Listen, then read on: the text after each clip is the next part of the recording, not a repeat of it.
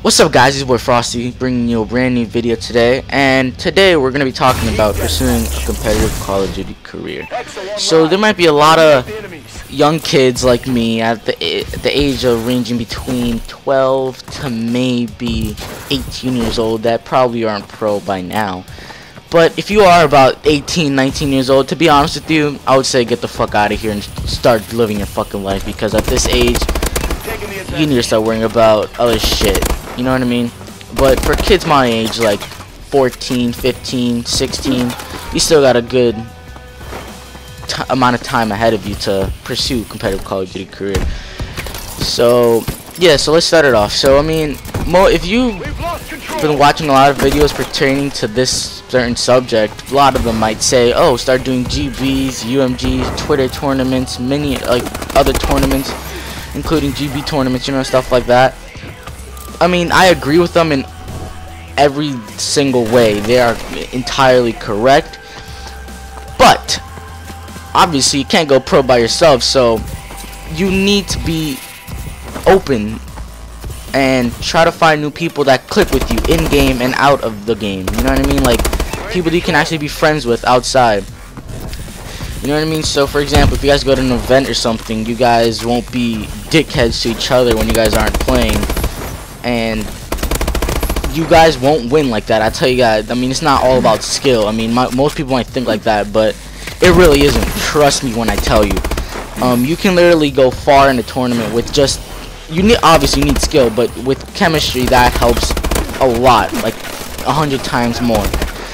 So without that, you really can't go nowhere.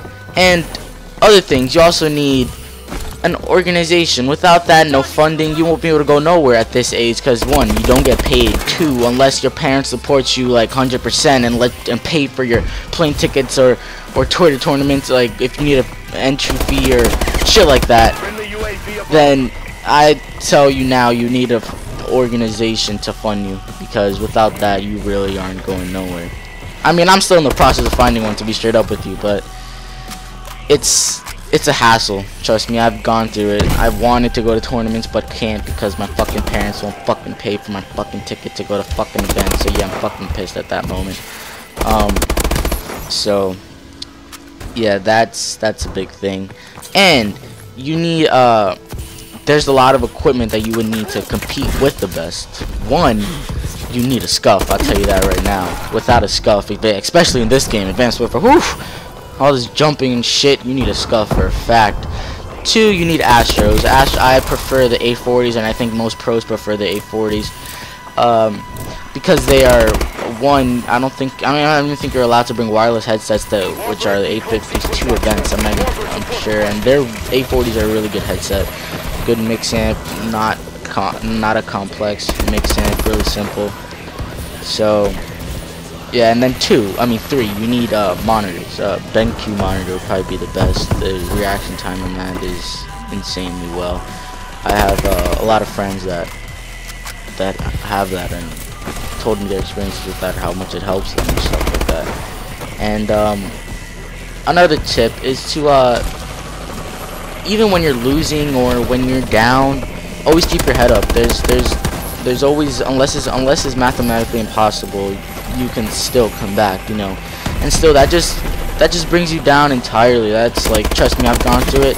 Like, I've gone through those slumps, like that one week that you like do terrible, and then you also everybody goes through like those perfect weeks that you guys go like literally drop 40s and 50s and fucking respawns and drop like 15 kills and searches like every fucking day, every fucking map. Everybody has those ups and downs, like even pros do. I mean, unless you're the most consistent player on planet Earth, then I don't know what to tell you, because everybody has those, so you're just gonna have to deal with them. And also, you would need a what else do you need? Also, yeah, because most people these days are, like, I understand financially, if you're financially struggling, you would need the most updated console towards competitive. So right now it's the Xbox One. Like I said in my other video, they would most likely, the console will be switching for competitive. It will most likely be switching to PlayStation 4 when Black Ops 3 comes out. And I understand, like I said before, I understand for most people that are in the financial struggle. I've gone through that. I mean, I'm right now probably in the like those lucky kids, those lucky people that have both consoles and a scuff for both consoles. So I'm like in a good position whether it stays or not. I mean, I prefer the PlayStation because the controller is way more comfortable, and I feel like I'm a better player on the PlayStation personally. Most people might think vice versa, but for me, I feel better on the PlayStation. It's just a fact. But I mean, like I said in my other video, I've gone through many teams, many setbacks, actually. A lot. When I tell you a lot, I mean a lot. So you just got to deal with them. With pursuing a competitive Call of Duty career, you're gonna there, like I said before, it's a lot of ups and downs and everything.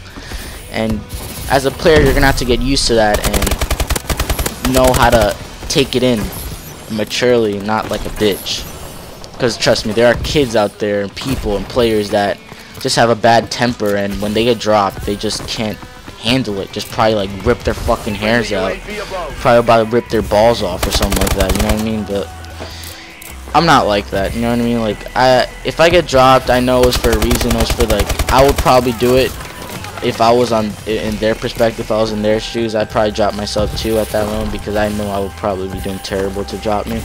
I mean, I'm a nice person, so I mean, I don't know why they would drop me for my like attitude. I'm really like chill in game. I can take a loss and everything, but I know like I'm still pretty young, so I don't get pissed when I get dropped. I'm getting dropped from like 17, 18 year olds. Like I would understand like they need to start moving if they want to go pro. Like I said, that age you really need to start like getting your game up. Start at least, you have to be at least amateur or semi-pro by then. I mean, come on, that age, come on.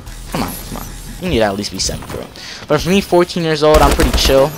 I understand. Like, I have a lot more years, a lot more games to go through. So, yeah, that wraps it up, guys. That's my guy in 2K. And to end this video, just end it with a sayonara and a see you later.